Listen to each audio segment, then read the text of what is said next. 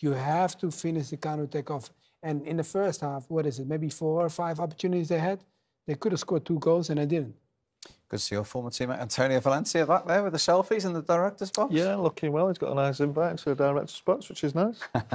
And it's all smiles for Manchester United tonight. Back to winning ways. 4 wins in the last 5. But that doesn't tell half of tonight's story in the Premier League. Brighton, 6 unbeaten at home now. They've beaten Brentford, having gone behind by 2 goals to 1. Bournemouth have taken 13 points from the last 18 available. Another away win for them. 2-0 at Crystal Palace, who've lost 3 in a row at Selhurst Park. A damning defeat for Nottingham Forest, their 4th in a row for Steve Cooper's side. 5-0 at Fulham. That's Fulham's biggest league win in 12 years. Liverpool, away from home, back to winning ways. Chris Wilder's return at Sheffield United ending in a 2-0 defeat. And Manchester City, beaten for just the 3rd time this season, 1-0 at Aston Villa, who have recorded 14 home league wins in a row. That has equalled a club record that was set in the 1930s. And United have beaten Chelsea by 2 goals to 1. Reminder of our offering on Thursday, Newcastle's trip to Everton and the London derby between Spurs and West Ham. So this is interesting now. At the top of the table, Arsenal's lead cut to 2 points by Liverpool in second, but Arsenal are 6 clear of Manchester City. Aston Villa above City into third, 4 points off the top themselves. And remember, on Saturday, Villa are at home to Arsenal. Manchester United into the top 6, level on points with Spurs, who themselves have the opportunity to go level on points with City if they can beat West Ham on Thursday. So Sheffield United beaten on Chris Wilder's return to the club. They remain bottom, just 1 win all season. And as you can see, 8 points from safety. Bournemouth move even further away from the drop zone, level on points now with Crystal Palace. Everton on Thursday, if they beat Newcastle, they'll be out of the bottom 3. And Luton will be in it. Scott, 2 goals for you, 3 points for Manchester United. How do you sum up your night? Yeah, obviously I thought we started really, really well in the game.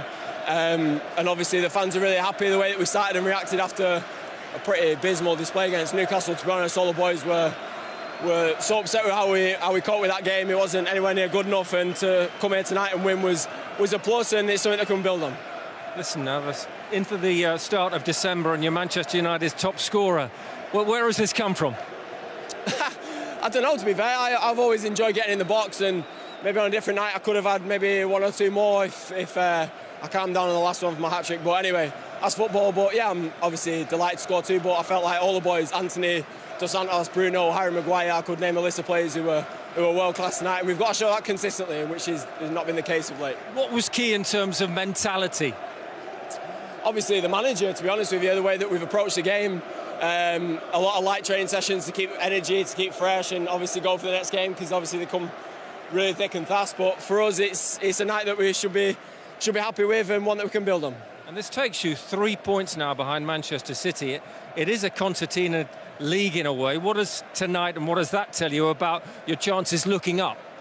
I mean, we just have to take it a game at a time, and obviously we've got Bournemouth on the weekend, which will be another tough test, and just go step by step. We can't get too carried away because we played okay tonight. It's the next game that's most important, and the next one after that. Scott, well done tonight. You are player of the match. Many congratulations. Thank you. I think that's the important young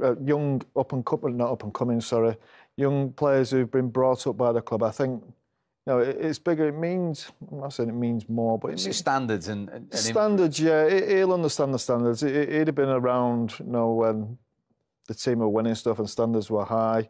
And as he said, their performance on Saturday wasn't good enough, and they wanted to bounce back from that. And tonight they did. I thought along with him, I thought Garnacho was excellent. I thought he was probably the best player on the pitch. I know he scored 2 goals and got player of the match, but I thought Garnacho tonight was excellent, and he went up another level tonight for me. Mm. You like Garnacho as a wide player tonight? Yeah, I did. But again, I'll also say about his support behind him as well. I think just having that stability, but I thought the energy of the team was much better. It was interesting at Tomley saying the training was lighter. And then, because I don't know whether reports of running too hard in training, then fatigued, and I don't know. But nevertheless, I thought it was interesting there. He mentioned it, that training was lighter, they had more energy. They had Saturday night off as well, didn't they? So going to be fresher, weren't they? But yeah, it was a better response, and I mean, there's still areas I need to work on, but I mean, you look at the table and you're thinking, and the results I've had in the Premier League the last 6 or 7 games, it's pretty good considering. Mario, obviously Cole Palmer got the goal. We started the show by talking about Chelsea in front of goal, and it's the same conversation again after the game when you look back at some of the opportunities they had and the areas they got in. Yeah, because, sometimes when we look at situations for Chelsea is that, we were looking at Jackson only, and then we said, like, hey, more have to score. Now, Mudryk, this break that we just saw of Mudryk, this is another break where you see you should take the ball with your left, but he wants it on his right, Jackson. And that is like controlling it. And then Onana must have read it, that the control was too far away and straight away pressed it. So going in moments like this, I feel like, I said it, the little details. And the little details are not on only the way you play, but it's also how you think, the quick thinking and making the advantage for your team. And I think that's what comes down to winning games. And this is one of the close moments where your striker hits the post. Okay, it comes close, but you still have to go for a win. You can see Mauricio Pochettino's face there. Yeah, because you look at all those opportunities and you're thinking, how have we only come away with 1 goal here? Be interesting if Broja was more fitter. I think he might be the player that would be that focal point, and maybe because the other players, I think, great opportunities, but I wouldn't, hang my hat on them scoring. They're in the areas, they're creating the chances, but none of them I'm like, they're the clinical, they're the number 9, they're the centre forward or the wide players that are going to get me 10 plus goals. Maybe Broja is the one if he gets more game time and gets that consistency since his injury. But I think the positive side of Chelsea is they're creating those chances. They've just got to find that final piece. But, they spent a lot of money. Surely they would have found that by now. So he's going to have to figure it out. And Nkunku, we've seen a lot in the Champions I was just going to mention him, He's close, we're told, so... He's close, yeah, but he has missed a lot of football in the last 2 or 3 years. You wonder how long it will take him. But, look, I was really impressed with him. I thought it was someone United possibly could have gone for. I think he will make a difference. Again, is he the deadly centre-forward they're looking for? He seems to be a player who comes from the left-hand side, as a lot of these forward players do. Now, you think of Rashford, you think of, Martial. There's not many proper centre-forwards knocking about these days. I'm not quite sure Nkunku's one. But if he gets chances, he has much better quality than Chelsea forwards that we're playing tonight. It's so good what you're saying, because he is kind of like what the Kai Havertz, when he came to Chelsea, was like playing off the striker. Yeah. And Nkunku is similar, eh? Yeah. Where he's not the ultimate leader up front. He's the one that goes and picks points. Are you waiting for that? Yes, because he scores so many goals for you. But he is the one that wants to play around the Jackson. That is kind of like how he is, his background is what he played in Germany, why he did so well. It's because he turns up late and takes the advantage from all the spaces that are not being looked at. He will fill them in and score goals. Mauricio, was that a fair result? I think so, yes. Overall, I think they deserve the victory. It's the frustration that having got back into the game, it drifted a bit from you in the second half? Well, I think it was difficult to start. I think they showed massive energy. Maybe we were affected because we played Sunday with 1 less during 60 minutes and repeat similar players, same players. Maybe it was difficult for us to start the game in the way that we wanted. Maybe that was one of the reasons that we didn't start well the game. But then I think we create chances.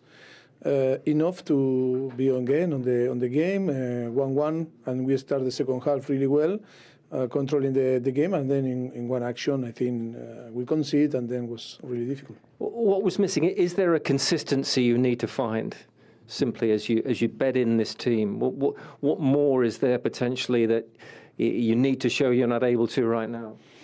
But I think it's to be all, to recover all the players and the squad full recovery and to try to increase our level. I think it's clear that in this time, in a period that is really competitive, you need help. And it's true that in the last, we need to recover as soon as possible player to be competitive and find more solution and increase our level. The one bright moment, a wonderful individual goal by Cole Palmer, the Manchester boy. Real class. Yes, but we cannot put in his shoulder all the responsibility because he's really young. Please don't forget to subscribe, like, and share. Thanks for watching Motivational King Speech.